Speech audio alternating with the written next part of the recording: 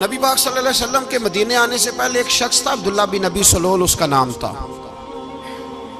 تو مدینے والے لوگ اس کو اپنا پیشوا مانتے تھے، اوس بھی خزرج بھی، اس کی تاج پوشی بھی کی، بڑی اس کی منتا تھی۔ جب حضور آ گئے تو اس کا کاروبار بند ہو گیا۔ اب لوگ یہ نہیں سمجھتے کہ میں غلط ہوں، لوگ کسی کے مفادات کو ٹھیس پہنچتی ہے تو مخالفت کرنے لگ جاتا ہے۔ اب اس کے حالات جب خراب ہوئے تو اس نے پتہ کیا کیا، جھوٹ موٹ کا کلمہ پڑھ لیا۔ سمجھ آ رہی ہے باتوں؟ جھوٹ موٹ کا، اور منافقوں کا ایک ٹولہ اس نے تیار کر لیا جس کا قرآن مجید نے سورہ منافقون میں ذکر کیا۔ ایک جنگ کا موقع تھا، نبی پاک صلی اللہ علیہ وسلم تشریف لے گئے تو عبداللہ بن ابی سلول بھی چلا گیا۔ حضرت عمر فاروق رضی اللہ تعالیٰ عنہ کے ایک غلام تھے، وہ پانی لینے کنویں پہ گئے۔ ادھر سے انصار میں سے، چونکہ حضرت عمر کے غلام مہاجر تھے، انصار میں سے ایک شخص پانی لینے پہلے سے آیا ہوا تھا۔ پانی بھرنے میں کوئی اختلاف ہو گیا، جھگڑا ہو گیا، مار کٹائی تک نوبت آ گئی۔ حضرت عمر کے غلام نے کچھ چیز مار دی، اس شخص کو زخمی ہو گیا۔ اس نے پکارا، عبداللہ بن ابی سلول نے سمجھا کہ موقع اچھا ہے، دوڑا ہوا آیا اور آ کر اس نے کہا، انصار مدینہ بھاگ کے آؤ، جلدی آؤ، اور بڑے غلط جملے استعمال کیے۔ کہنے لگا، اگر ان لوگوں کو تم اپنا بچہ کچا کھانے کو نہ دیتے مہاجروں کو تو آج یہ تمہارے سر پہ نہ بیٹھتے۔ معاذ اللہ، ایسی باتوں پہ کہا کرے، بولے یہ روزمرہ کی گفتگو میں عادت بنائیں، کوئی ایسی بات کرنی ہو تو معاذ اللہ استغفر اللہ کہہ کے کرنی چاہیے۔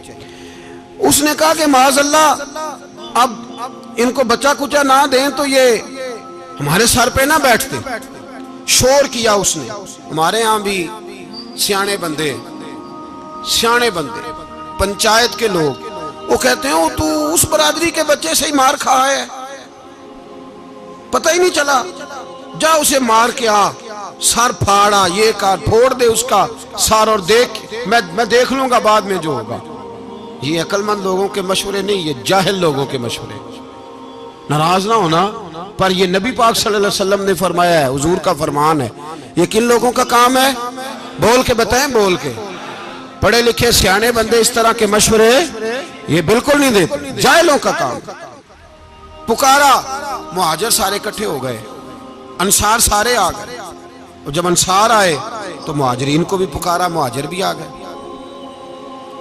اب وہ گتھم گتھا ہونے لگے تو کسی نے جا کے محبوب پاک کے کان میں کہا، یا رسول اللہ، وہاں تو مہاجر انصار لڑنے لگے۔ وہ پرانی لڑائیاں پھر سے جاگ گئی ہیں۔ نبی پاک تشریف لائے، حضور نے وہاں لفظ بیان کیے، فرمایا، یہ تم نے کیا جاہلوں جیسا کام شروع کیا ہوا ہے؟ یہ کون سا کام ہے؟ اللہ کرے ہم سب اس کام سے باز آ جائے، آمین تو کہنا۔ اور تو اس برادری دے منڈے کوئی مار کھائیں؟ برادری کیا ہوتی ہے؟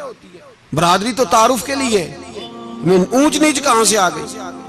کہا میرے رسول پاک علیہ الصلوۃ والسلام نے، فرمایا تم جاہلوں جیسے کام کر رہے ہو۔ صلح کرائی، بات رفع دفع کرائی، لوگ چلے گئے، معاملہ ٹھنڈا ہو گیا۔ لیکن عبداللہ بن سلول نے کہا کہ میں یہ موقع خالی نہیں جانے دوں گا۔ پھر گیا وہ اور جا کے انصار مدینہ سے کہنے لگا، ایک دفعہ جا لینے دو مدینے، تم نے میری بات نہیں نہ سنی تو جو وہاں بڑے سردار بیٹھے ہیں ان سے بات کروں گا، اور معاذ اللہ ثم معاذ اللہ ہم ان بے عزت لوگوں کو مدینے سے نکال دیں گے، وہاں صرف عزت والے رہیں گے۔ یہ غلط جملے اس نے ادا کیے جس کو قرآن پاک نے سورہ منافقون میں بیان فرمایا ہے۔ اس نے یہ بات کی۔ ایک صحابی تھے حضرت زید رضی اللہ تعالیٰ عنہ، وہ سن رہے تھے، آ کے عرض کی، یا رسول اللہ صلی اللہ علیہ وسلم، عبداللہ بن ابی سلول تو اس طرح کہہ رہا ہے کہ مدینے جا کے عزت والے دوسروں کو نکال دیں گے، اور تم اگر اپنا بچہ انہیں نہ دیتے تو معاذ اللہ آج یہ ایسا نہ کرتے۔ حضرت عمر نے بھی سن لیا، حضرت عمر نے بات سن لی، تلوار نکالی اور دوڑے۔ حضور نے بازو پکڑا، فرمایا کدھر جا رہے ہو؟ کہا یا رسول اللہ، اگر آج سزا نہ دی تو کل اور بات بھی کرے گا، اور اگر آج ایک قتل ہو گیا تو باقی سیانے بن جائیں گے۔ یا رسول اللہ مجھے چھوڑے، میں ماروں گا۔ حضور نے فرمایا، عمر چپ کر، وہ جھوٹ موٹ کا کلمہ پڑھتا ہے، لوگ کہیں گے کہ محمد ابن عبداللہ نے اپنے ساتھی مارنے شروع کر دیے۔ چپ کر، حوصلہ کر، صبر کر، دلیری کر۔ حضرت عمر کہتے ہیں میری حضور کے کہنے پر میں ٹھہر تو گیا، پر وہ میرے اندر جو آگ لگی ہوئی تھی ٹھنڈی نہیں ہو رہی۔ کہتے ہیں میں چپ تو کر گیا۔ نبی پاک علیہ السلام نے پوچھا عبداللہ بن نبی سلول سے، تو نے یہ کہا ہے؟ کہنے لگا حاشا و کلا، میں نے بات ہی نہیں کی نا۔ اب لوگ کہنے لگے کہ زید تو نوجوان ہے، تو یہ بوڑھا آدمی ہے، چلو صحیح کہتا ہوگا۔ حضور بھی خاموش ہو گئے۔ اللہ پاک نے قرآن مجید نازل فرما دیا، فرمایا اللہ نے سن لی ان کی بات جنہوں نے یہ کہا ہے، اور پھر لفظ بڑے حسین ہے، فرمایا یہ کہتے ہم عزت والے ہیں؟ نہیں، وَلِلَّهِ الْعِزَّةُ وَلِرَسُولِهِ وَلِلْمُؤْمِنِينَ، فرمایا عزت تو اللہ کے پاس ہے، اللہ کے رسول کے پاس ہے، اور عزت تو مومنوں کے پاس ہے، مومنین کے پاس عزت ہے۔ یہ قرآن پاک نے سارا مضمون بیان کر دیا کہ عبداللہ بن نبی سلول غلط کہتا ہے اور حضرت زید صحیح کہتے ہیں۔ حضور نے کچھ نہیں فرمایا، جا رہا ہے قافلہ۔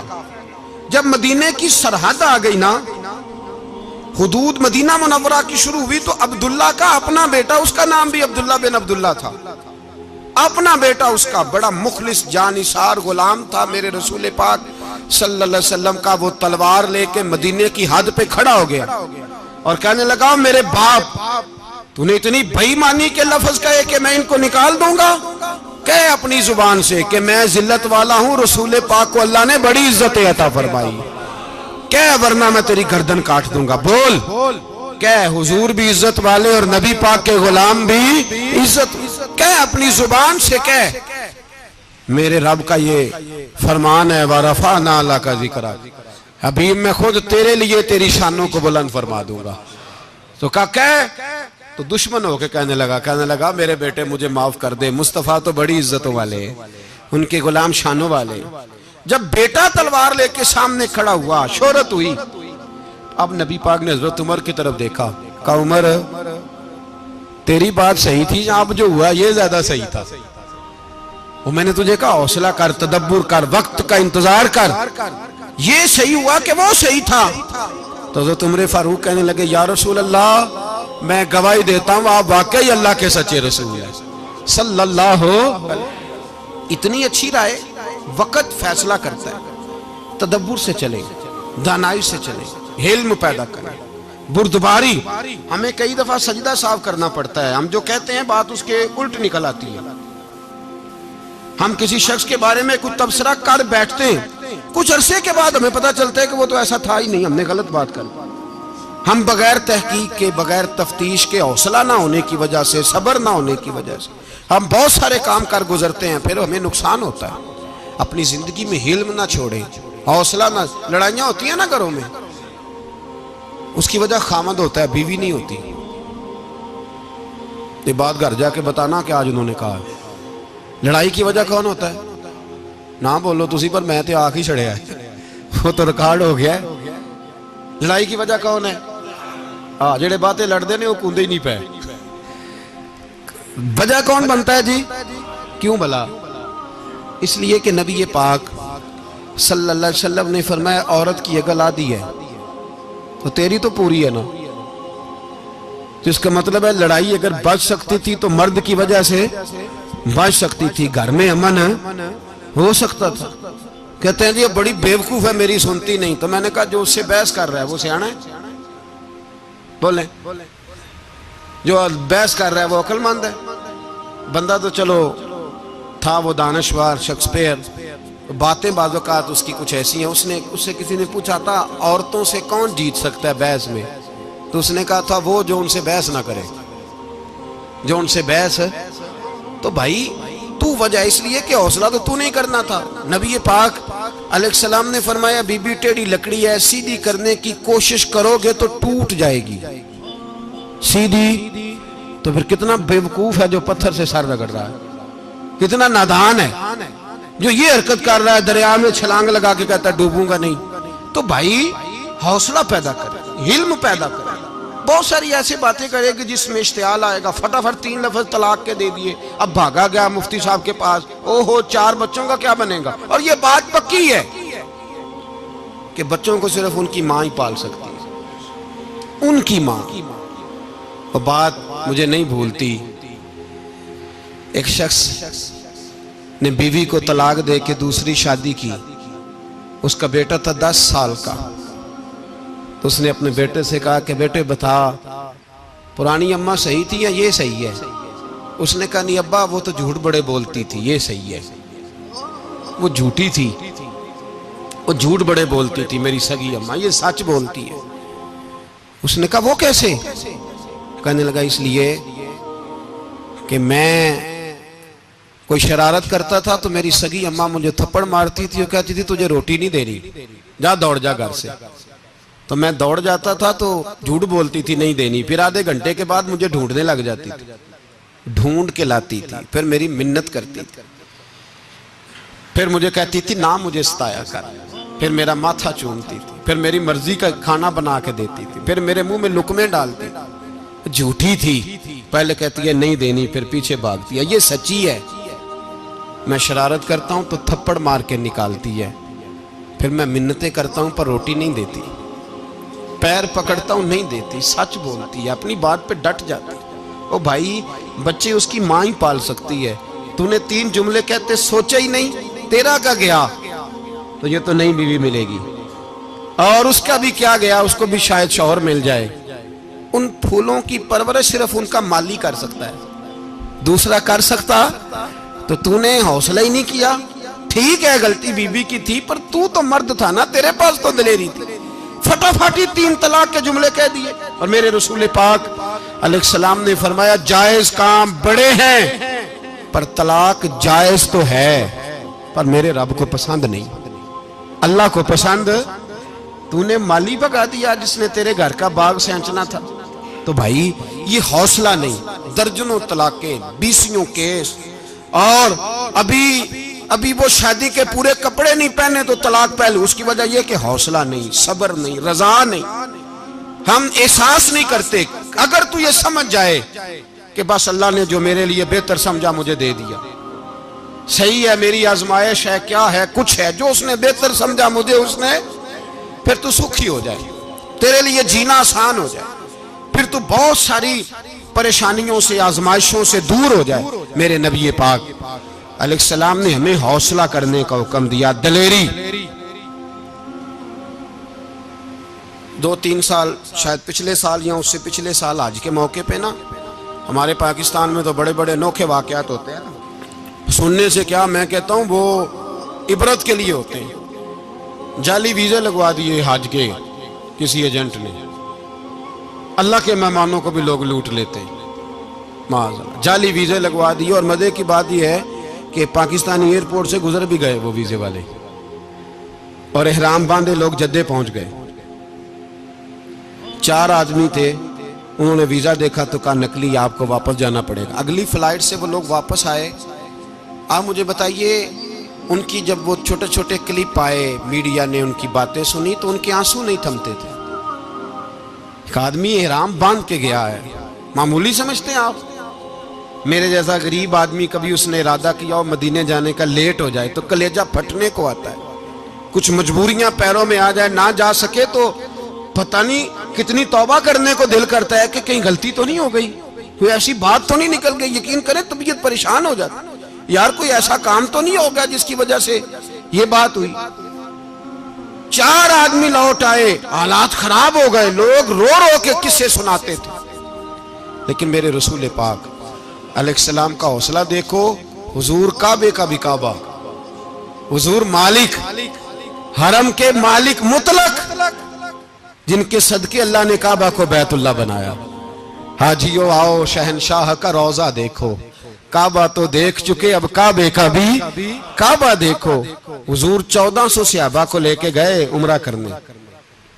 مقام حدیبیہ پر پہنچے تو کافروں نے روک لیا، ہم عمرہ نہیں کرتے.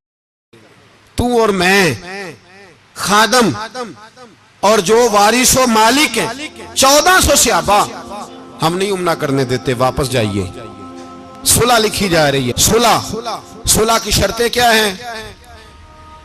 مکے سے کوئی آدمی غلطی سے بھی مدینے چلا گیا، مکے کا آدمی، تو مسلمان اگر ان کے ظلم سے تنگ آ کے، مکی مسلمان کافروں کے ظلم سے تنگ آ کے مدینے چلا گیا تو مدینے والے واپس کریں گے. اور اگر مدینے سے کوئی شخص غلطی سے بھی مکے چلا گیا تو مکے والے واپس نہیں کریں گے. اتنی سخت شرائط. حضرت عمر غصے سے کانپنے لگے, صحابہ پریشان ہیں, پر میرے رسول پاک نے صبر دکھایا, حوصلہ, تدبر. یہ تدبیر ہے, صبر ایک بہترین تدبیر ہے, اگر کوئی اپنائے تو بہترین طریقہ ہے. حضور نے فرمایا ہمیں منظور ہے, صلح کرو. اور اتنا سخت حکم ہے, کہنے لگے 1400 احرام والے واپس جائیں, بعد میں آنا, اس وقت نہیں عمرہ کرنے دیں گے. میرے نبی پاک علیہ السلام, مجھے بتاؤ, مجھے اور آپ کو دکھ ہوتا ہے تیاری ہو تو پروگرام رہ جائے, تو اگر احرام باندھا ہو اور اللہ کے رسول نے بندھوایا ہو تو حضور واپس لوٹنے لگے تو کتنی تکلیف کی بات ہے. حضور نے فرمایا چلو آئندہ آئیں گے. معاہدہ لکھا جا رہا ہے, حضرت علی معاہدہ لکھ رہے ہیں, لکھو محمد الرسول اللہ صلی اللہ علیہ محمد الرسول اللہ صلی اللہ علیہ وسلم اور قریش مکہ کے بیچ معاہدہ. یہ تحریر لکھی جا رہی تھی تو ابو سفیان بول پڑا, کہنے لگا جی ہم محمد الرسول اللہ نہیں نکلنے دیں گے معاذ اللہ, یہی تو ہمارا جھگڑا ہے. اگر آپ کو رسول اللہ مان لیا تو پیچھے رہ کیا گیا, محمد ابن عبداللہ لکھے. حضور نے حضرت علی سے فرمایا رسول اللہ کاٹ کے محمد ابن عبداللہ لکھو. حضرت علی لکھ رہے تھے, محمد رسول اللہ لکھا تھا, فرمایا رسول اللہ کاٹ کے محمد ابن عبداللہ لکھو. تو حضرت علی کہنے لگے حضور مجھے یہ لفظ کاٹنا نہیں آتا, حضور مجھے یہ لفظ کاٹنا. کسی صحابی نے اعتراض نہیں کیا کہ لکھنا آتا تھا, کہا مجھے کاٹنا. حضور نے دوبارہ کہا علی کاٹ دو. کہا یا رسول اللہ مجھے یہ لفظ کاٹنا نہیں آتا. میرے حبیب نے تیسری دفعہ کہا علی کاٹو. تو شیر خدا نے قلم چھوڑا, ہاتھ باندھے اور کھڑے ہو کہنے لگے محبوبہ مجھے تیرے قصیدے لکھنے آتے ہیں, کاٹنے کوئی نہیں آتے, میں مجبور ہوں, مجھ سے نہیں ہوتا. کوشش کرتا ہوں, نہ قلم اٹھتا ہے نہ ہاتھ چلتا ہے. میرے حبیب پاک نے قلم پکڑا اور لفظ رسول اللہ خود کاٹ کے محمد ابن عبداللہ کرایا. بھائی وقت گزر گیا, صلح ہو گئی. یہ تدبر, یہ حوصلہ, یہ تدبیر میرے نبی نے فرمائی. اب تو 1400 کو مکے نے نہ داخل ہونے دیا, لیکن 1 سال ہی گزرا, تھوڑا ہی وقت گزرا, میرے رسول پاک 10,000 کو لے کے مکے میں داخل ہو گئے. 10,000. اس نے فائدہ دیا. حکمت کیا تھی, تدبر کیا تھا. قریش روز لڑائی کرنے آ جاتے تھے, تبلیغ ہی نہیں کرنے دیتے تھے. ان سے صلح ہو گئی تو نبی پاک نے کیسر کو خط لکھا, کیسر روم کو, ہرکل کو. دور دراز تبلیغ پھیل گئی, مسلمان 100,000 سے زیادہ ہو گئے. ان کی طرف سے اب وہ لڑائی بند ہو گئی. میرے حبیب پاک علیہ السلام کے حوصلے نے کمال دکھایا, اس تدبیر نے فائدہ دیا امت مسلمہ کو. 10,000 کا لشکر لے کے حضور کعبے میں داخل ہوئے. کل جو ابو سفیان کہتے تھے نا محمد رسول اللہ لکھنے نہیں دوں گا, آج وہ خود کہہ رہے تھے اشہدو ان لا الہ الا اللہ واشہدو ان محمد رسول اللہ صلی اللہ علیہ. کل جو کہہ رہے تھے کہ میں یہ لفظ نہیں لکھنے دوں گا, آج ابو سفیان کی حویلی میں لاکھوں لوگ, ہزاروں لوگ بیٹھے تھے اور سارے کہہ رہے تھے محمد الرسول اللہ محمد الرسول اللہ محمد الرسول اللہ صلی اللہ علیہ وسلم. میرے محبوب کی تدبر نے, فقاہت نے, اور پھر کمال ہوا. 1400 کہاں اور 1,44,000 کہاں. 1400 کہاں اور 1,44,000. 1400 کو نہیں جانے دیا عمرہ کرنے. میرے رسول پاک 1,44,000 کو لے کے حج کرنے چلے گئے. حضور نے حج کیا, ہر طرف لبیک لبیک کی صدائیں بلند ہوئی. یہ میرے نبی پاک کا تدبر ہے, حوصلہ ہے. اگر وقتی طور پہ حوصلہ کر جاؤ گے, دلیری کر جاؤ گے, آنے والا وقت آسان ہو جائے.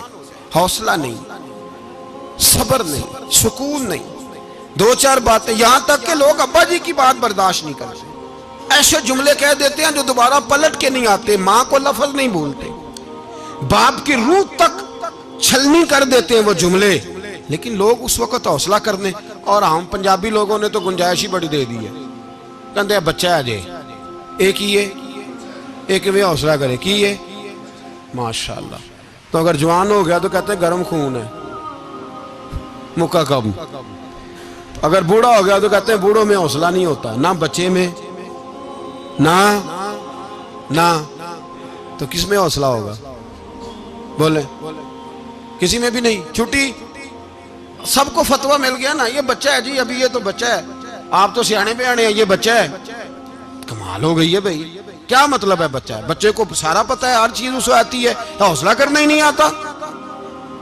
اور پھر کہہ دیا وہ تو گرم خون ہے. وہ کیا بات کرتے ہو, گرم خون؟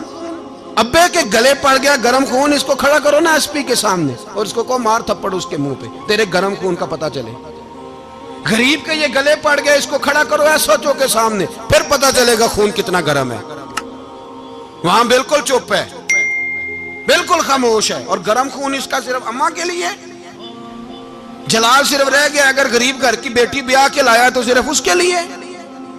کوئی ایسی بات نہیں. ہم بڑے سیانے, ہمارا غصہ بڑا سمجھدار ہے, ہمارا وہ گرم خون بڑا سیانہ ہے.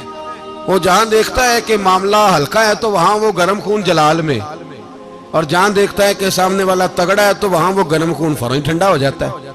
حوصلہ پیدا کریں. زندگی حوصلے مند لوگ جیتے ہیں, جو حوصلے مند نہیں ہوتے وہ تو زندگی کا ایک سال لطف سے نہیں جی پاتے. حوصلہ کریں, مسکرائیں. میرے نبی پاک صلی اللہ تعالی علیہ وسلم نے نا عثمان بن طلحہ, کعبے کی چابی ان کے پاس ہوتی تھی, تو حضور نے ایک دن فرمایا عثمان, اچھا یہ نہیں تھا کہ عثمان خاص لوگوں کو چابی کعبہ کھول کے دکھاتے تھے, بلکہ ان کو قریش کی جانب سے یہ حکم تھا کہ جو بھی تجھے کہے تو نے کعبے کا دروازہ کھول دینا. نبی پاک علیہ الصلوۃ والسلام نے نا ہجرت سے 2-4 دن پہلے کہا کہ عثمان ذرا چابی دو, میں نے کعبہ اندر سے دیکھنا ہے. بڑے ٹھنڈے دل سے ذرا سننا, ادھر دیکھو میری طرف, ادھر دیکھیے گا ذرا میرے بھائی. میں نے ایک بندے سے کہا یار پانی کی بوتل دینا دکاندار سے, ایک ہے اس نے کہہ دیا نہیں میرے پاس. اس بات کا کوئی غصہ بولیے, اور اگر وہ کہے سارے زمانے کو ملے گی آپ کو نہیں دینی, پھر بولیں میرا خیال ہے چپ کر کے ہنس کے آ جائیں گے, سوال ہی نہیں پیدا ہوتا. ہم کہیں گے مجھے نہیں نہ دینی, تو نے تو دکان اٹھا یہاں سے, بند کاری سے. کیا مطلب ہے سب کو دینی ہے تجھے نہیں دینی, کیا معنی ہے اس کا؟ لے کے جاؤں گا, جھگڑا ہوگا, بحث کریں گے. عثمان بن طلحہ سے حضور نے فرمایا دروازہ کھولو, کعبہ دیکھنا ہے. عثمان کہنے لگا میں ساری دنیا کو دکھاؤں گا, آپ کو نہیں دکھاؤں گا. کتنی سخت بات ہے, پر قربان جائیں رسول اللہ کے حوصلے پہ صلی اللہ علیہ. عثمان کہتے ہیں میں نے یہ بات کی تو نبی پاک مسکرانے لگے, اور میں اچھا نہیں دینی, تو حضور نے نا مسکرا کے اور میری کمر پہ تھپکی دی, فرمایا اچھا یاد رکھنا یہ چابی میں تجھ سے لے لوں گا, اور جس کو میرا دل کرے گا میں اس کو دوں گا. عثمان کہتے ہیں روز رات کو نبی پاک کے یہ جملے میرے کانوں میں گونجا کرتے تھے, گونجتے تھے کہ حضور نے فرمایا. کہتے ہیں جس دن پتا چلا نا نبی پاک 10,000 کا لشکر لے کے آ رہے ہیں, تو ابو سفیان میٹنگیں کر رہے تھے, مکے کے سارے سردار تیاری کر رہے تھے, اور میرے کانوں میں ایک ہی لفظ تھا کہ حضور نے فرمایا میں چابی لے لوں گا, پھر جس کو میں چاہوں گا اسے دوں گا. عثمان کہتے ہیں حد ہو گئی, وقت گزر گیا, حضور آ گئے, طواف فرمایا, اور طواف کے بعد میرے نبی پاک علیہ السلام نے فرمایا بلاؤ نا ذرا عثمان کو. عثمان کہتے ہیں میں چابی لے کے آیا تو دوسرا جملہ کوئی نہیں. ساڑھے نا کوئی بندہ مشورہ دے وہ دی نہ منیے, تے جے کام مونجو ہو جائے نا, جن جو نے مشورہ دیتا تھی تے وہ نال ہی غوث پاک بن جاندہ ہے. تینوں آکھیا سی نا فوراں ہی داتا علی اجویری ہو جاندہ ہے. وہ کہندے تینوں پتہ نہیں میں کٹا ولی اللہ, تینوں میں آکھیا سی نا انج نہ کر, اور بندہ پریشان ہوتا ہے کام الٹ ہو گیا, اور لاگوں آکھی جاندہ ہے ویکھو جی میں تے تانوں پہلوں ہی آکھیا سی. جی عجیب بات ہے, شیخ چلی کی طرح پیچھے پڑ جائے گا, میں نے تو پہلے ہی کہا تھا. او بس کر یار, اب تو خواجہ معین الدین اجمیری ہو گیا, بس کرو. مشورہ ہی ہوتا ہے, کسی کا مل جاتا ہے اور کسی کا نہیں لیا جاتا. فوری طور پہ بندہ اٹھ کے نا تو ولایت کی 4تھی سیڑھی پہ چڑھ جائے گا, کہے گا میں تو اب دالے وقت ہوں, میں کتب دورہ ہوں, میں نے تجھے کہا نہیں تھا. بس کر یار, کئی دفعہ مشورے صحیح ہوتے ہیں, کئی دفعہ صحیح. بولیے نبی پاک صلی اللہ علیہ وسلم کی احد کے دن خواہش یہ تھی کہ اندر رہ کے لڑنا ہے. جوان صحابہ نے کہا باہر جا کے لڑائی کرنی ہے, حضور نے باہر جا کے جنگ کی. بظاہر مسلمانوں کو شکست ہوئی, حضور نے ایک دفعہ نہیں کہا کہ میں نے تمہیں کہا نہیں تھا اندر رہنا ہے, بس ہو گیا جو ہو گیا. اب اس میں فٹافٹ اگلے کو حوصلہ دو، کوئی عرض نہیں یار. نبی پاک سب بولیے صلی اللہ علیہ وسلم، میرے حبیب پاک علیہ السلام نے نا کہا عثمان کو بلاؤ. عثمان آئے تو عثمان کہتے میں نے چابی دی تو میں تیار تھا، میں تیار تھا کہ اب میری بات ہوگی اور رسوائی ہوگی. لیکن کہتے ہیں قربان جائیں مصطفیٰ نے تو یہ جملہ بھی نہیں کہا کہ میں نے تجھے کہا نہیں تھا، یہ بھی نہیں کہا. حضور نے چابی لی، کعبے کے بت صاف کیے، نماز پڑھی، واپس آئے. فرمایا عثمان میرا وعدہ تھا تیرے ساتھ کہ جس کو میں چاہوں گا چابی دوں گا، یہ لو چابی میں تجھے ہی دینا چاہتا ہوں، لے لو رکھ لو. عثمان کہتے ہیں وہ چابی نہیں میرے طرف آ رہی تھی، میری طرف ایمان آ رہا تھا. وہ چابی نہیں آ رہی، ایمان آ رہا تھا میری جانب. کہتے ہیں میرے ہاتھوں میں چابی آئی اور میری زبان پہ کلمہ توحید جاری ہو گیا. بھائی تدبر، حوصلہ، صبر، رضا. ہمیں تو ٹائم بھی نہیں گزارنا آتا. گھر کا ماحول، گھر کے اندر رہ کے لوگ دکھی ہیں، اس لیے کہ ہماری طبیعتوں میں حوصلہ نہیں، ایک منٹ کے لیے نہیں، ایک سیکنڈ کے لیے بھی ہم یہ برداشت نہیں کرتے کہ چلو تھوڑا انتظار کریں، وقت کو دیکھیں، موقع کو دیکھیں. میرے نبی پاک علیہ السلام پہ اتنی مصیبتیں آئیں کہ پہاڑ پہ آتی تو وہ ریزہ ریزہ ہو جاتے، لیکن کسی مقام پر بھی حضور علیہ السلام شکوہ کرتے نظر نہیں آتے. ہم غریبی کا رونا روتے ہیں، ہر چوتھا آدمی کہتا ہے بڑا غریب ہوں، لیکن میرے نبی پاک علیہ السلام نے چوتھے دن کھجور کھائی، سرکہ کھایا ہے اور موٹے بان کی چارپائی پہ آرام کیا. حضرت عمر نے کہا حضور کتنی تکلیف ہے؟ فرمایا عمر کوئی تکلیف نہیں، تھوڑا سا تو وقت ہے، جنت میں جائیں گے، ساری نعمتیں اللہ نے ہمارے لیے تیار کی ہوئی ہے. راضی بالرضا، راضی بالرضا، کوئی کسی قسم کا مسئلہ نہیں. ہمیں آزمائشیں آتی ہیں، تکلیفیں آتی ہیں، بیماریاں آتی ہیں، لوگ چھوٹی چھوٹی بات پر پریشان ہو جاتے ہیں، ذرا ذرا سی بات پر شکوہ کرتے ہیں. میرے رسول پاک علیہ السلام نے فرمایا جب میرا رب کسی کو بیمار کرتا ہے تو 2 فرشتوں کو بھیجتا ہے، جاؤ میرے بندے کی تیمارداری کر کے آؤ. اللہ اکبر، خود رب بھیجتا ہے جاؤ میرے بندے کی. تو مجھے بتائیے جب اللہ بھیجے تو پھر تندرست خوش نصیب ہوا کہ بیمار؟ جی تندرست پھر خوش نصیب کون ہوا؟ میرے نبی پاک صلی اللہ علیہ وسلم نے فرمایا رب 2 فرشتے بھیجتا ہے، فرماتا ہے پتہ کر کے آؤ میرے بندے کا اس کا کیا حال ہے، حالانکہ اللہ سارا ہی جانتا ہے. فرشتے آتے ہیں، واپس جاتے ہیں، رب کریم پوچھتے ہیں بتاؤ میرا بندہ کیا کہتا تھا؟ اللہ تجھے سارا ہی پتہ ہے، پر ہم سے پوچھتے تو بتا دیتے ہیں. وہ یہ کہتا تھا کہ میں اپنی رب کی رضا پہ بڑا ہی راضی ہوں. وہ تیری حمد کر رہا تھا، تیری تعریف کر رہا تھا، تیرا شکر کر رہا تھا، تیرے لیے کلمات حمد بیان کر رہا تھا. تو میرے نبی پاک علیہ السلام فرماتے ہیں، اللہ فرشتوں سے فرماتا ہے سنو پھر اگر میں اپنے بندے کو اس بیماری میں شفا دوں گا تو اس تندرستی سے زیادہ اچھی تندرستی دوں گا جو پہلے اسے عطا کی ہوئی تھی، پہلے سے اچھی صحت دوں گا. اور اگر اسے اس بیماری میں موت دوں گا تو پھر مرتے ہی اس کے لیے میں جنت کا فیصلہ فرما دوں گا. بھائی جب تو راضی بالرضا رہتا ہے، راضی بالرضا، بڑی سادی سی بات ہے بھائی. آپ گھر گئے روٹی مانگی تو اگر کسی نے کہا نا کہ اتنی تھکاوٹ ہے ٹائم پہ آیا کریں اس وقت، تو روٹی تو وہ بھی مل گئی پر اس میں لذت، وہ سکون نہیں، وہ سکون نہیں. میری اماں جی سالن پکا کے رکھ لیتی تھی تو روٹی جب بھی کوئی مانگتا تھا تو تازی بنا کے دیتی تھی، ان کی طبیعت تھی. تو میں اکثر ان سے کہتا کہ اماں جی پکا کے رکھ دیا کرو. تو کہتے تمہیں خوشی نہیں ہوتی جب تمہاری اماں تازی پکا کے دیتی ہے؟ خوشی ہوتی ہے، طبیعت میں خوشی ہوتی ہے. ان کا مزاج تھا، ذوق تھا، تو ہم سمجھتے تھے یار یہ بڑی سعادت کی بات. تو آپ گھر گئے رات کو تو گھر والوں سے کہا روٹی، تو فوراً اٹھے فوراً، اور انہوں نے کھانا تازہ بنایا اور ساتھ یہ بھی کہا باہر سے نہ کھایا کرے بندہ بیمار ہو جاتا ہے. کتنی ٹھنڈک پہنچتی ہے آدمی کے دل کو، سکون ملتا. تو بھائی بیماری تو آپ نے کاٹ لی لیکن ساتھ کہو ہو بڑا بیمار ہوں، میں نے تو اتنے گناہ بھی نہیں کیے، ظلم بھی نہیں کیا، کسی کو کچھ بھی. اب بیماری تب بھی کٹ گئی پر بڑی آزمائش، مریض ڈاکٹر کے گلے پڑ رہا ہے، اس کے لواحقین جھگڑے کر رہے ہیں، بیماری وہ بھی کٹ گئی. اور ایک بیمار وہ ہے جو چارپائی پہ لیٹا ہے اور کہتا ہے جس طرح میرا اللہ راضی اسی طرح میں بھی راضی. تو بیماری اس کی بھی کٹ گئی. حضرت یونس علی نبینا علیہ السلام نے ایک دن حضرت جبریل امین ملنے آئے تو جناب یونس علیہ السلام کہنے لگے اے جبریل اللہ کے نیک بندوں میں جو اللہ کو اس وقت سب سے زیادہ پسند ہے نبیوں کے بعد، توجہ کرنا بات پر، جو سب سے زیادہ اللہ کو پسند ہے نبیوں کے بعد ولیوں میں، اور سب سے زیادہ اللہ جس کو اللہ کی بارگاہ میں عبادت گزار لکھا جاتا ہے، میری اس بندے سے ملاقات کراؤ۔ تو حضرت جبریل نے جناب یونس علیہ السلام کو ساتھ لیا تو ایک شخص کے پاس پہنچے جو آنکھوں سے اندھا تھا،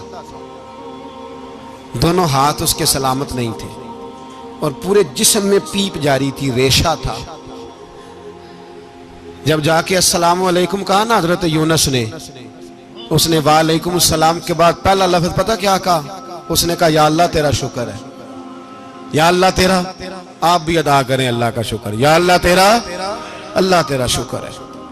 تو حضرت یونس علیہ السلام کہنے لگے تو شروع سے اس طرح کا ہے، نابینا بھی اور ہاتھوں سے معذور بھی اور سارا جسم شروع سے؟ تو بڑے ہی خوبصورت لفظ اس بیمار نے کہے، کہنے لگے نہیں حضور میں بالکل ٹھیک ٹھاک تھا، جب تک میرے رب نے چاہا کہ یہ دنیا کو دیکھے تو تب تک اس نے مجھے آنکھیں دیں، اور جب اس نے چاہا کہ اب اس کا دیکھنا بہتر نہیں تو اس نے واپس لے لی۔ تو یا اللہ تیرا شکر ہے، اللہ تیرا شکر ہے۔ پھر کہا جب تک اس نے چاہا کہ میرے ہاتھ رہے تب تک رہے، جب اس نے چاہا کہ میرے لیے بہتر نہیں تو اس نے لے لیے، تو یا اللہ تیرا شکر ہے۔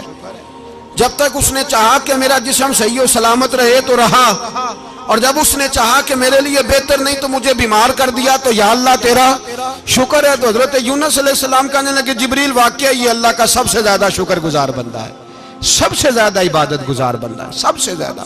میرے نبی پاک علیہ السلام نے فرمایا میرا مومن ہر حال میں ہی نفع میں ہے، نعمت ملے تو شکر کر کے نفع، مصیبت آئے تو صبر کر کے نفع، اپنی زندگی میں تحمل، بردباری، علم پیدا کرے، حوصلہ پیدا کرے۔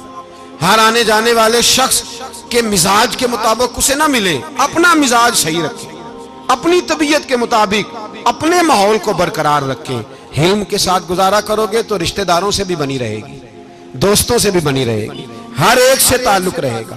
اور اگر آپ کے اندر یہ حوصلہ نہیں تو پھر سارے معاملات پریشانی کا شکار ہو جائیں گے۔ یہ تو آج کا مضمون تھا۔ ہمیں نا لوگ مشورہ دیتے ہیں، کہتے ہیں پیر صاحب درویشوں کو سیاست کی بات نہیں کرنی چاہیے، دیتے ہیں نا مشورہ لوگ؟ جی تھوڑا تھوڑا بول دیں، تھوڑا تھوڑا دیتے ہیں نا۔ اگرچہ ہم ان کی بات نہیں مانتے، اس لیے کہ اقبال نے کہا تھا جدا ہو دین سیاست سے تو رہ جاتی ہے چنگیزی، جدا ہو دین سیاست سے تو، اور پہلا فکرہ یہ ہے کہ جلال بادشاہی ہو یا جمہوری تماشا ہو، جدا ہو دین سیاست سے تو رہ جاتی ہے۔ اس نے کہا جب سیاست اور دین علیحدہ علیحدہ ہوتے ہیں تو چنگیز خان اور ہلاکو خان پیدا ہوتے ہیں۔ سیاست جب تک مسجد کے اندر رہتی ہے تب تک پاک صاف رہتی ہے، وہ گندی ہوتی تب ہے جب مسجد سے نکل جاتی ہے۔ حضرت علی کے زمانے تک مسجد میں رہی، پاک صاف رہی، یزید باہر لے گیا تو گندی ہو گئی، حضرت عمر بن عبدالعزیز دوبارہ مسجد میں لے آئے تو پھر پاک ہو گئی۔ لیکن پھر بھی ایک ساتھی نے مجھے کہا تو اس کی بات میں، سب کی باتیں نہیں مانتا، اس کی بات میری سمجھ میں آئی۔ وہ کہنے لگا جی اصل بات یہ ہے کہ سیاسی تبصرے تجزیے ہم اخباروں میں ٹی وی پہ جا کے بیٹھیں، جا کے بڑی مہربانی میری طرف دیکھیں، وہ ہم سنتے رہتے ہیں تو ہمارا دل کرتا ہے مسجد میں صرف ہم رسول اللہ کا پیار ہی سنیں۔ تو میں نے کہا یار تیری بات دل کو لگتی ہے، یہ بات صحیح ہے، چلو یہ نیت اچھی ہے، یہ تیرا نظریہ ٹھیک ہے، مان گئے ہم۔ میں چلا گیا دکاندار کے پاس اور میں نے اس کو جا کے کہا کہ گاڑی کا انجن کھولو، اس طرح کرو اس طرح۔ اس نے کہا مولانا آپ جا کے نا گھر تو فقہ کی کتاب کھولیں، اس لیے کہ گاڑی کے انجن کے بارے میں آپ کو معلومات، یہاں اگر آپ نے یہ کام کرنا ہے تو اس کو پڑھیں، کسی استاد کے پاس ورکشاپ پہ آئیں، آپ کے ہاتھوں کو، منہ کو، چہرے کو مٹی لگے، دھواں لگے، گریس لگے، پھر آپ کو پتہ چلے گا انجن کیسے کھلتا ہے۔ صحیح کہہ رہا ہوں؟ نہیں صحیح کہہ رہا؟ دعا گلہ تو یہاں کر چڑی جائے، صحیح کہہ رہا ہوں جی؟ اگر مولوی کو اجازت نہیں سیاست کی بات کرنے کی، اور مولوی کو اجازت نہیں کہ انجن کی بات کرے، تو سیاستدان کو اجازت ہے دین کی بات کرنے کی؟ یہاں تو وہ آئے نا مدرسے میں پڑھے، پورا دین حاصل کرے، پھر وہ بولے تو پھر تو ٹھیک ہو گیا، لیکن جب اسے سورۃ اخلاص بھی سیدھی نہیں آتی تو فتوے دینے کی اس کو ضرورت ہے کوئی؟ بولے نا یار، کیوں چھیڑتے ہیں سیاست؟ ہم نہ پچھلے جمعے جلوس نکالنا چاہ رہے تھے ختم نبوت کی ترمیم کے حوالے سے، حکومت وقت نے کہا کہ ہم واپس لیتے ہیں، تو میرے بہت سارے دوستوں نے کہا جی نکالنا چاہیے، انہوں نے کیا کیوں؟ میں نے کہا یار لوگوں کو بھی پریشان نہیں کرنا چاہتے، ہماری اپنی سڑکیں ہیں، کسی کو بس ٹھیک ہے، انہوں نے واپس لے لی تو بات ختم ہو گئی، ہم مان گئے، تسلیم کر لیا۔ اتنا ہمارا مطالبہ ہے کہ اس آدمی کو ضرور سزا دو جس نے یہ ترمیم کی ہے، لیکن ہم نہیں کرتے، کوئی نہیں نکلے، نہیں نہ نکلے بولے۔ تو وزیر قانون صاحب کو کیا مصیبت بنی ہوئی ہے نیا فتویٰ دینے کی؟ کہ ہے کوئی شوق انہیں دینا چاہیے فتویٰ؟ کہتے نہیں مرضیوں میں ہمارے درمیان تھوڑا ہی فرق ہے۔ مجھے یوں لگتا ہے کہ یہ جان بوجھ کر کوئی نہ کوئی ایسی شرارت کرتے ہیں جس سے لوگ اشتعال میں رہیں، جان بوجھ۔ حلم، حوصلہ، صبر ذات کے بارے میں تو ہے، لیکن اگر کوئی رسول پاک کی بے ادبی کرے تو پھر حوصلے کی بات ہے ہی نہیں، پھر تو جہاد کی بات ہے۔ اور میں دیانتداری سے مسجد میں باوضو بیٹھ کر جمعے کے دن مشورہ دیتا ہوں حکومت کو اور وزیر قانون کو مشورہ دیتا ہوں کہ نہ فرعون کی حکومت ساری زندگی رہی، نہ نمرود رہا، نہ جاج بن یوسف رہا، نہ یزید رہا، اور یار درباری بن کے حکمرانوں کی چاپلوسی کرتے کرتے تم یہاں تک آ گئے ہو کہ اب نبی پاک کی عزت کو ہاتھ ڈالنا شروع کر دیا ہے۔ اور آپ یقین کریں سیاسی جماعتوں کا اتنا برا حال ہے کہ ان کے لیڈر کے بارے میں کوئی بات کرے تو پاگل ہو جاتے ہیں یہ احتجاج کر کر کے، اور اس نے ڈائریکٹ کہہ دیا کہ ختم نبوت کا مسئلہ ہی کوئی نہیں، جو دین کی بنیاد ہے، کسی کو پرواہ نہیں۔ مجھے تو ان لوگوں کی فکر ہو رہی ہے جن لوگوں نے انہیں ووٹ دیے ہیں، وہ اللہ کو کیا جواب دیں گے؟ اور یہ اللہ ماشاءاللہ ساری سیاسی جماعتیں اس طرح کی۔ اور میرا وزیر قانون صاحب کو بھی مشورہ ہے کہ زندگی بڑی تھوڑی ہے، بڑی تھوڑی، اللہ سب کو معاف کرتا ہے، اپنے رسول کے غداروں کو معاف نہیں کرتا۔ اور یہاں تمہاری گاڑیوں پہ جھنڈے لگے ہوئے ہیں، وہاں بھی تمہارے جھنڈے لگیں گے، پر اس لیے لگیں گے کہ یہ غدار ہیں ناموس رسالت کے، یہ جھنڈے لگیں گے۔ شرم کرو اور ڈر جاؤ، بس کر دو، تمہارے منہ میں اب دانت پورے نہیں رہے۔ کوئی شوگر کا مریض ہے تو کوئی بلڈ پریشر کا، تو کوئی ہارٹ کا، تو کوئی کینسر کا۔ شرم کرو اور اپنی قبر کی بھی تھوڑی سی فکر کرو۔ بتاؤ پاکستان کے کتنے صدر گزرے، وزیر اعظم گزرے، تو ان کی قبریں کہاں ہیں؟ کوئی جاتا ہے ان کی قبروں پہ؟ کسی کو خبر ہے؟ کیوں اپنے لیے جہنم کٹھی کرتے؟ سارا کچھ دنیا داری رہ گئی ہے، سارا کچھ صرف یہی رہ گیا۔ حضرت ابو بکر سردار تھے، حضرت عمر سردار تھے قبیلے، حضرت عثمان سردار تھے، انہوں نے سرداریوں کو ٹھوکر مار کے رسول اللہ کے قدموں میں بیٹھنا پسند کی، سرداریاں چھوڑ کے غلام بن گئے۔ تم سرداریاں بچانے کے لیے رسول اللہ کی غداری کرتے ہو، شرم نہیں آتی؟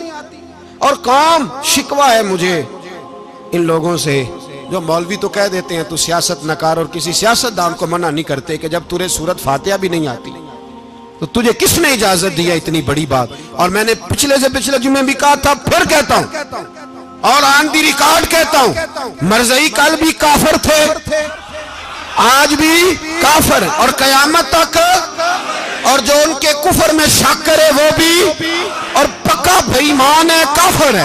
وہ وزیر قانون ہو یا صوبائی ہو یا وفاقی ہو، من شک فی کفر ہی فقط کفر، جو مرزائی کے کفر میں شک کرے وہ بھی کافر ہے۔ ہمارے رسول آخری رسول ہے، ہم کسی کو یہ اجازت نہیں دیں گے کہ وہ ختم نبوت میں رکھڑا ڈالنے کی کوشش کرے، ہم کسی کو یہ اجازت ہے۔ اور تم نے قوم کو لوٹا، لوٹتے رہو، اب ایمان پہ ڈاکے تو نہ ڈالو۔ تمہیں دولت لوٹ کے پیٹ نہیں بھرا، اب ایمان لوٹنا شروع کر لیا ہے۔ تمہارا فیکٹریاں لوٹ کر، قومی خزانہ لوٹ کر پیٹ نہیں بھرا، بھائی مانو اب دین بیچ کر اپنی حکومتیں پکی کرو گے۔ اور وہ لوگ بھی تیار ہو جائیں جو ان بھائی مانوں کو منتخب کرتے ہیں، ان سے بھی سوال کرے گا ختم نبوت کا موضوع قیامت کے دن کہ تم بتاؤ، ان کو سپورٹ کرتے تھے جو رسول اللہ صلی اللہ علیہ وسلم کے بعد بھی کسی نبی کو نبی ماننا درست جانتے تھے؟ شرم آنی چاہیے، خیال ہونا چاہیے۔ اور میں نے کہا کہ ہمارا دل نہیں چاہتا، آپ یقین کریں، ہمیں شوق ہے جلوس نکالنے کا، تمہارے خلاف باتیں کرنے کا۔ تم نے روز تھرمامیٹر نکالا ہوتا ہے، چیک کرتے ہو کہ ایمان کتنا ہے کتنا نہیں ہے۔ یہ پاکستان اگر صوبہ سندھ ہے تو وہ حضرت عبداللہ شاہ غازی کا ہے، اگر بلوچستان ہے تو حضرت بابا عبد الرحمان کا ہے، اور اگر پشاور ہے تو وہ صوفیاء کا ہے، اور اگر یہ دھرتی پنجاب ہے تو یہ داتا علی اجویری کی ہے، یہ بابا فرید الدین کی ہے۔ اس میں کسی غدار کو قبضہ کرنے کی اجازت بالکل نہیں ملے گی۔ اور ہم وہ لوگ بھی نہیں جو چپ کر کے اندر سوتے رہیں، قوم جو کرتی ہے کرتی رہے، ہمیں پرواہ نہیں، نہ ایسی کوئی بات نہیں۔ کوئی بندہ نہ سمجھے کہ انہیں ہوش نہیں، انہیں پتہ نہیں، ہمیں سارا کچھ ہی آتا ہے۔ پھر اگر کل کو کوئی ممتاز قادری پیدا ہو گیا تو شکوہ نہ کرنا، کل کو کوئی پھر سے عامر چیمہ نکل آیا تو شکایت نہ کرنا، یاد رکھنا۔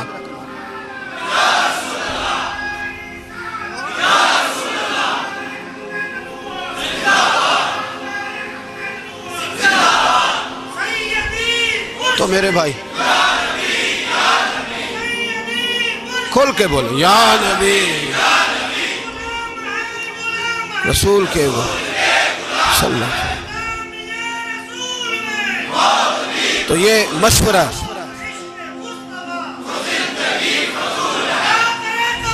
جزاک اللہ، تو یہ تمہیں مشورہ ہے۔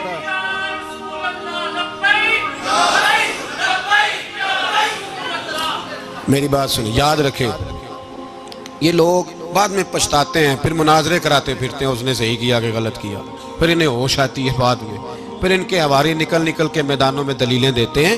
اس لیے ہمارا مشورہ ہے انہیں کہ یہ اپنی حد میں رہیں، اور جو کام تمہارے ذمہ، میں نے کہا نا تم نے بڑا لوٹا، یہ قوم روز تمہیں موقع دیتی ہے لوٹنے کا، یہ موقع دیتی ہے، تو تم نے دولت لوٹ کے پیٹ نہیں بھرے، اب ایمان لوٹنے کے چکر میں آ گئے ہو۔ یاد رکھو، مسلمان گناہگار ہیں، غدار نہیں ہیں۔ تمہیں دولت لوٹنے کا تو شاید موقع مل گیا ہے، پر ایمان لوٹنے کا موقع نہیں ملے گا، تو اس لیے اس کو لگام دو۔ اور ویسے بھی کتا جو پالتو ہوتا ہے نا، اس کو گھر کے اندر سنگلی سے باندھ کے رکھنا چاہیے۔ یہ تمہارے بوٹ چاٹتے ہیں، بھونکتے ہیں، تمہارے حق میں وزارتیں لیتے ہیں، ہم نے تو کوئی وزارت نہیں لی تم سے، اور نہ ہمیں شوق ہے اس لیے کہ ممبری کیا کرنی ہے جس کو ممبر رسول عطا کر دیا جائے، اس نے کیا کرنی ہے یہ ممبریاں جس کو پکا پکا ممبر رسول دے دیا جائے، تو اس لیے اس سے باہر آؤ۔ میں نے کہا بڑے بڑے نمرود، فرعون، قارون دفن ہے، تمہارا بھی نام تک نہیں ہوگا، بالکل نام نہیں ہوگا۔ اس لیے ہمارا مشورہ، اور آپ لوگ بھی آئیں نا یہ اگلے سال، تو ان کو کھڑا کر کے پوچھ لینا، اسلامی جمہوریہ پاکستان کا تم نے ایم پی ایم نے بننا ہے، پہلا کلمہ ہی صحیح سنا دو، چلو خدا کا واسطہ یہی بتا دو کہ تمہیں نماز بھی ڈھب سے آتی ہے کہ نہیں، اور آپ کی موج ہے، آپ بٹھا لیتے ہیں سر پہ، کیا کریں، سمجھانے والے مفت گناہگار ہو گئے اور بہکانے والے سب تمہارے یار ہو گئے۔ اس لیے یہ چھیڑتے ہیں جان بوجھ کے، اور پھر جب کوئی ممتاز قادری علیہ رحمہ پیدا ہوتے ہیں پھر انہیں دشواری ہوتی ہے، پھر ان کا جینا مشکل ہو جاتا ہے، یہ موقع دیتے ہیں، پتہ نہیں کس کے ایجنڈے پہ عمل کر رہے ہیں۔ میرا سوال یہ ہے، میں نے پچھلے جمعے پھر میرا سوال ہے کہ میں پوچھتا ہوں اس آدمی کو ضرورت کیا ہے ختم نبوت پر بات کرنے، جب امت مسلمہ کے متفق کا فیصلہ ہے کہ مرزائی کافر، اسمبلی نے بل پاس کر دیا کہ مرزائی، ان کو اقلیت قرار دے دیا، اور جب سے وہ اقلیت بنے نہ ہم نے ان کی عبادت گاہ جلائی، نہ ہم نے ان کو قبروں سے نکالا، نہ ہم نے، بس ٹھیک ہے جیسے عیسائی رہتے ہیں، یہودی سے کس ملک میں رہتے ہیں وہ بھی رہیں، اقلیت بن کے رہے، کوئی اعتراض، پر تم انہیں کھینچ کھونچ کے کیوں قریب کرتے ہو؟ تمہارا کیا جرانہ ہے ان کے ساتھ؟ بتاؤ تو صحیح۔ ان لوگوں سے ان کو چاہیے اپنے منہ میں لگام ڈالیں، اور اگر نہیں ڈالیں گے پھر انشاءاللہ ڈالی جائے گی، اور بڑی تگڑی ڈلے گی، اور پھر ایسی ڈلے گی ایسی ڈلے گی۔ سلمان تاثیر جب مرا تھا نا تو 5-5 لاکھ روپیہ مولویوں کو آفر کی جنازہ پڑھاؤ، 5-5 لاکھ روپیہ چھوٹے چھوٹے مولویوں کو۔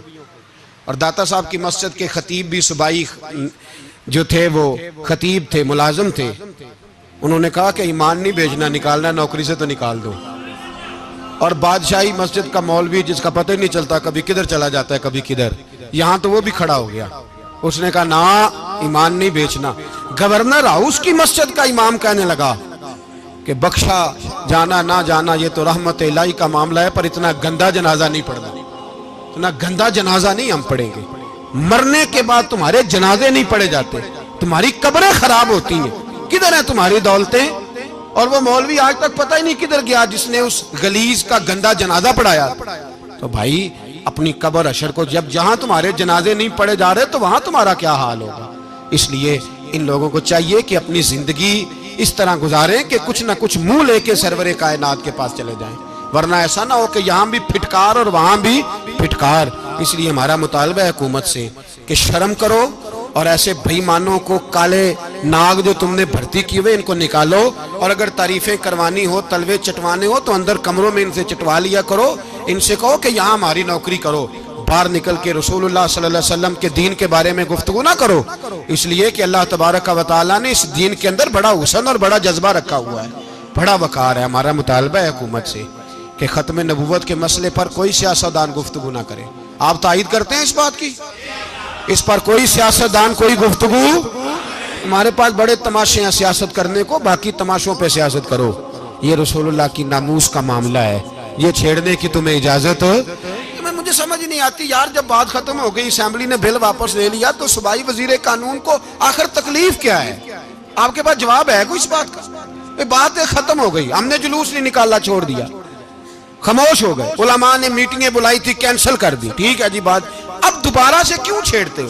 پھر کہتے ہیں احتجاج ہوتا ہے، شور ہوتا ہے. تم خود ایسی حرکتیں کرتے ہو جس سے افراتفری پیدا ہوتی ہے. یہ ملک رسول اللہ کے نام پہ بنا ہے، اور قیامت تک یہاں وہی ہوگا جو میرے رسول پاک صلی اللہ علیہ وسلم کی رضا ہوگی، اور نبی پاک کے قانون کے خلاف کوئی قانون یہاں چل سکتا؟ اللہ ہمیں سمجھنے کی توفیق عطا فرمائے.